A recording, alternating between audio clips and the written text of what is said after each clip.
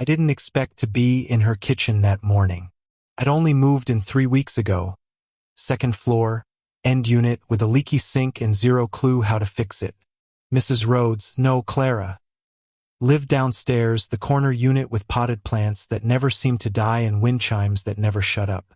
She was the one who answered when I knocked. Not the girl next door, not the chatty blonde 2 doors over.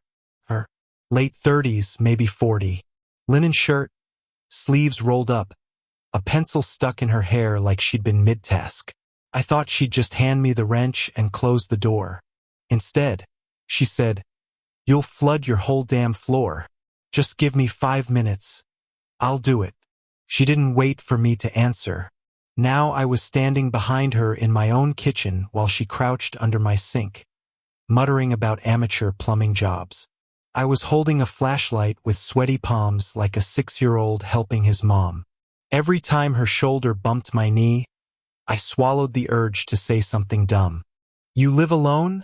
she asked suddenly, voice muffled by cabinet doors. I blinked. "Yeah." "Why?" She leaned back slightly, her eyes flicking up at me from the floor.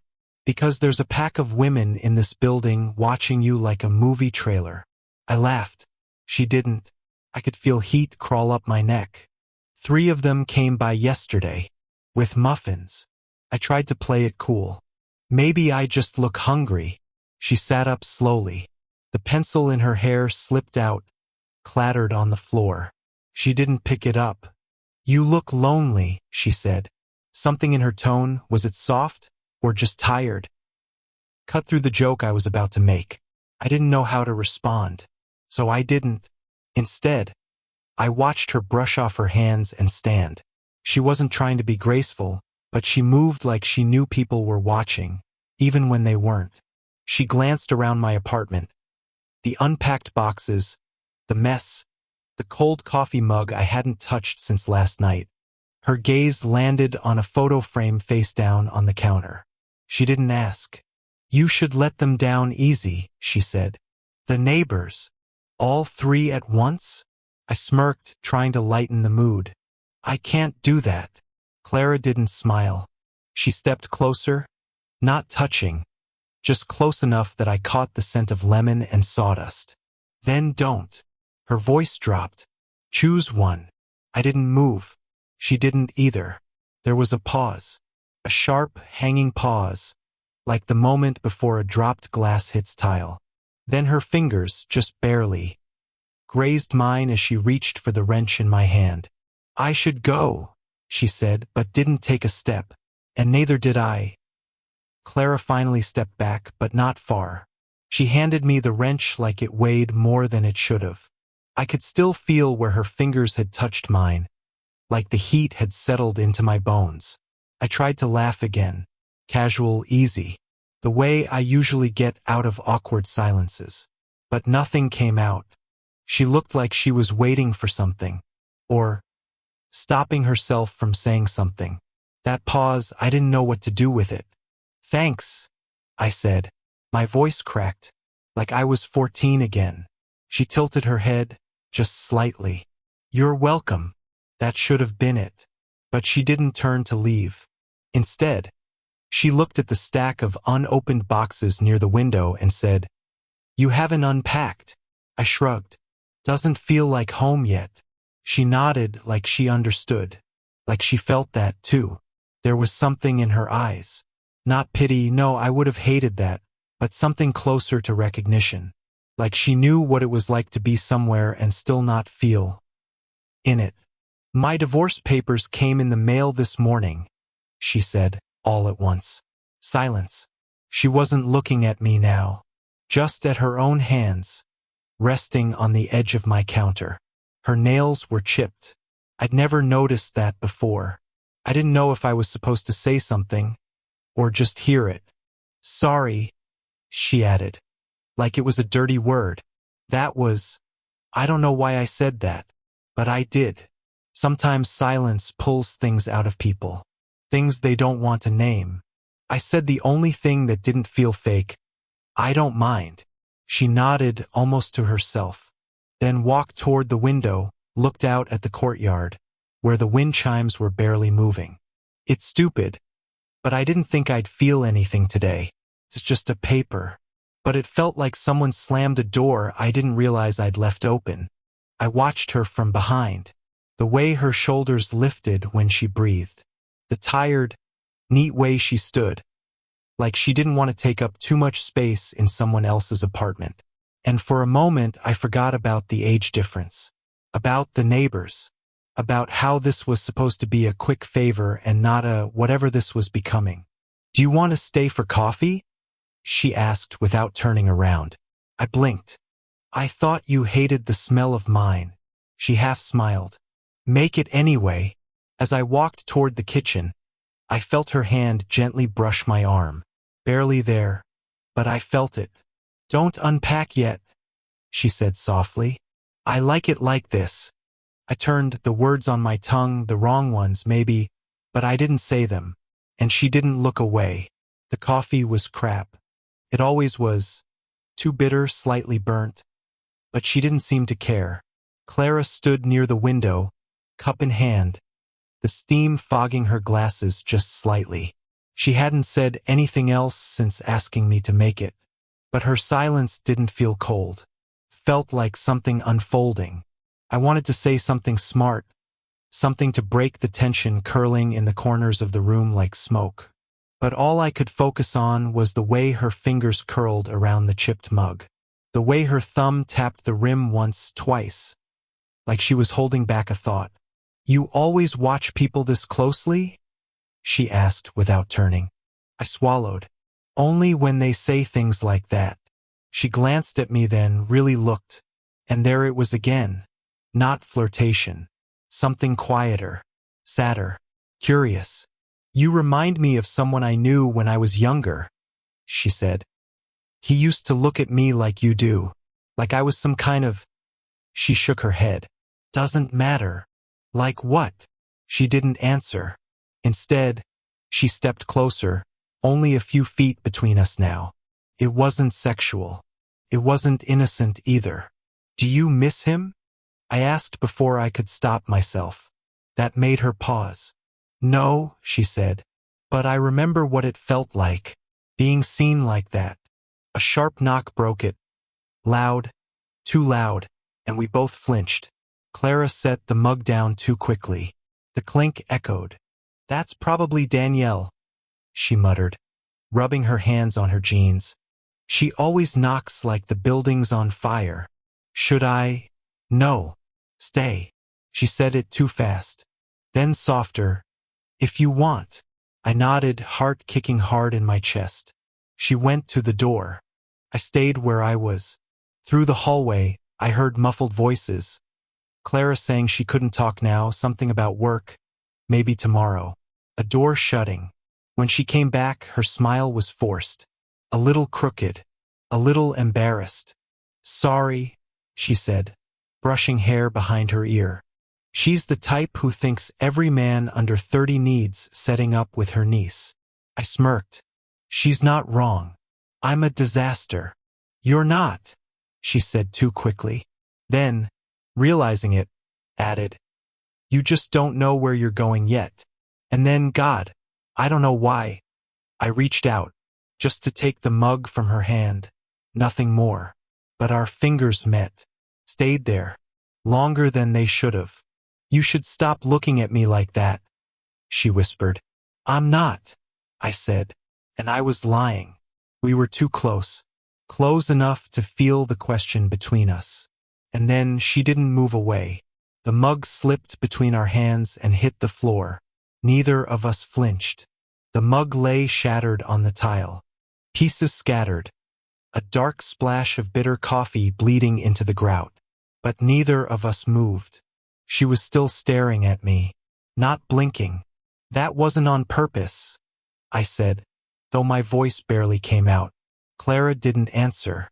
Her eyes were glassy, not teary, just distant, focused somewhere behind me, or maybe inside herself. I bent down to pick up the ceramic pieces, just for something to do. My hands trembled slightly. I told myself it was the heat from the coffee. "You okay?" I asked, not looking up. No, she said. But it's fine. I looked up then. She was hugging her arms, standing like someone who just realized she'd said too much, or not enough. You don't have to be here, she added. I know. So why are you? That stopped me cold. There it was. The question we'd both been pretending didn't exist. All this time. The glances, the silences, the casual touches that weren't really casual. They were stacked on top of that one truth. Why was I here? I stood, slowly, wiping my hands on my jeans even though they weren't wet. I don't know how to answer that without sounding like an idiot. Try. I looked at her. Really looked. The lines near her eyes. The small scar near her collarbone. The kind of beauty that doesn't try, the kind that's earned. You make me feel like I'm not unfinished. She blinked. You're not, she said, quietly. You're just early. A beat passed. And what about you? I asked. Clara laughed. Short, bitter, honest. I'm tired, she said. I'm tired of being looked at like a cautionary tale. A failed wife. A neighbor with too many plants and not enough life. I took a step closer. I didn't touch her. But I didn't back away. That's not how I see you. I know, she said. That's the problem. She finally looked at me. Really looked, and her lip trembled just enough for me to notice. She was trying so hard to hold it all in. Do you want me to leave? I asked. There was a pause. No, she whispered. But I think you should. We stood there. No distance between us but air. And the weight of everything we hadn't said. My heart was in my throat. Her breath hitched like she was about to say something else. But didn't. If I stay, I said. This doesn't stay simple. It was never simple, she replied. Then silence. The kind that aches. The kind that decides everything. After the silence, Clara turned. Slowly. Not in anger, not in fear. But like she was stepping back into her own skin. Like she'd almost let something slip too far. She walked to the counter and ran her fingers over the mess of things I hadn't unpacked. Receipts, headphones, half a sandwich from yesterday. Then her hand paused on the photo frame. The one I kept flipped face down. I didn't stop her. I should have. She picked it up, turned it over, stared. The air shifted sudden. This is your mom, she said. Not a question. My breath caught. You knew her? She didn't answer. Not right away. A long time ago, she said finally, her voice low. We were in the same dorm. She was wild. Smarter than all of us. Terrible with men. A sad smile flickered. We lost touch after college. She married fast. I nodded. Divorced faster. Clara ran her thumb across the photo glass. Her posture changed, not colder, but more careful. Like she was doing math in her head. Then, she used to talk about a baby boy, she murmured. Didn't know that was you. You two were friends? She hesitated. For a time. Something about the way she said it made the room tilt. The floor didn't feel steady. Clara, she set the frame down. Gently. I was there when she almost dropped out, she said, still not looking at me. The first time she got pregnant. She wasn't going to keep you. You know that, right? The air left my lungs. She told me later, Clara added. She said she didn't think she could raise you, that she didn't want you growing up with someone like her. But then she changed her mind. I looked away. My mouth was dry. I didn't know you knew her. She meant a lot to me, Clara said. And now you're here, in this building, in my kitchen. And she stopped herself, stepped back. I can't do this. Because of her? I asked. She nodded, but it wasn't a clean nod. There were tears in it, too much memory. Too many years shoved into one small apartment. You look like her, she whispered. When you're angry, when you're quiet. Something broke in her voice. She looked away. I don't want this. But I do. My chest burned. I crossed the distance between us, slowly, deliberately. You're not with her anymore, I said. And I'm not a boy. She didn't argue, but she didn't close the gap either. Then the front door buzzed. Once. Again. Longer this time. Clara flinched. That's my sister, she said. She's crashing here. I forgot. We both stood frozen. Something had shifted, and we couldn't pretend it hadn't. I opened my mouth to speak, but all that came out was her name. Clara. She looked at me like she'd never forget the way I just said it. Clara's footsteps were soft as she moved toward the door. She didn't rush, just moved like someone pulling a coat over a wound, trying to look fine, pretending she was still in control. She paused at the door buzzer. Her finger hovered over it. You don't have to let her in, I said, barely above a whisper. She's staying with me. So? She turned, slowly, like she didn't want to. Her face was calm, but her eyes weren't. They flicked across mine, then away like I was too close, too young, too much. This is too complicated, she said, trying to keep her voice level. It was always complicated. She leaned back against the wall. Her arms folded, but not in defense. More like she was holding herself still. I'm not ashamed of wanting you, she said suddenly. But I'm ashamed of how much I need to feel wanted back. That cracked something open in me. Not because I hadn't felt it, but because I hadn't expected her to say it out loud. I stepped forward, heart pounding. You think this is just about sex? I said. Because it's not. She swallowed. Didn't speak. When I met you, I thought I was just lonely. But then you showed up, wrench in hand, talking like you weren't afraid of me. And I realized I haven't felt anything real in years. Until now. I'm not what you think, she said. I'm not put together. I'm not brave. I can't even sleep through the night without waking up in pieces. I took another step. Then let me be there when you wake up. That broke her. Her eyes welled. She looked away like it hurt to hold my gaze. Then she whispered, What if you leave? What if I stay?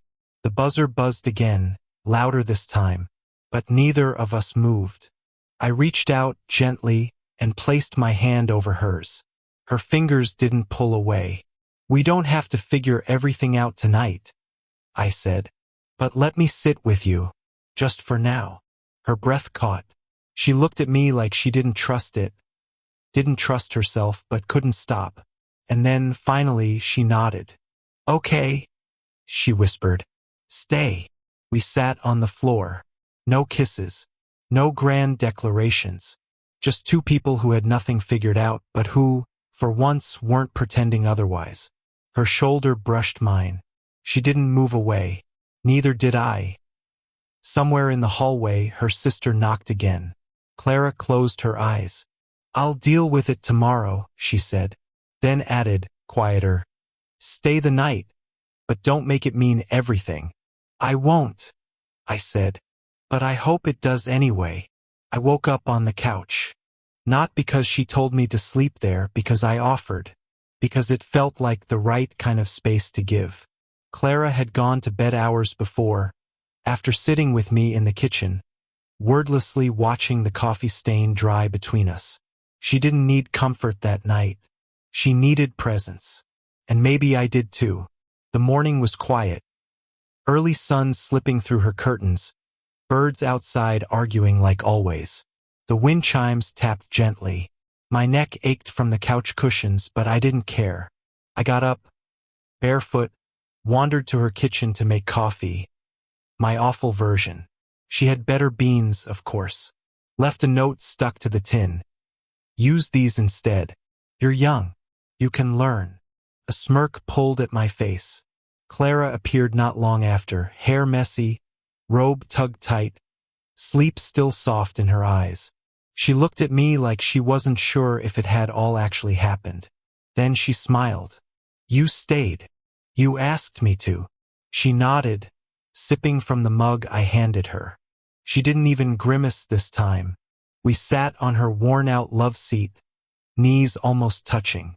"So," she said, "you and your fan club of muffin-delivering neighbors, what are you going to tell them?" I chuckled. "That I'm spoken for. Complicatedly." She looked over the rim of her cup. "And are you?" "I don't know yet," I said. "But I'm here. And I want to be." That was the difference now. No rush. No pretending we could fix the past. Just two people, flawed, scared, curious, choosing to be there one morning at a time. We talked about my mom for the first real time. Clara told me stories I'd never heard. Not the kind from holidays or yearbooks, the real stuff. The mistakes, the dreams. The ways she used to laugh before life wore her down. It didn't feel strange. Felt healing. Clara admitted that for a while, after her divorce, she stopped believing anyone would look at her the way she used to be seen. That maybe she didn't deserve it anymore. "And now?" I asked. "Now, I think I was just looking in the wrong direction. I moved out of my apartment 3 months later. Not because I ran. Because I didn't have to. She gave me keys to hers before I even asked. We weren't perfect. We argued about dumb things. She hated how I folded laundry. I teased her about the plants she talked to. But we were real. And that was enough.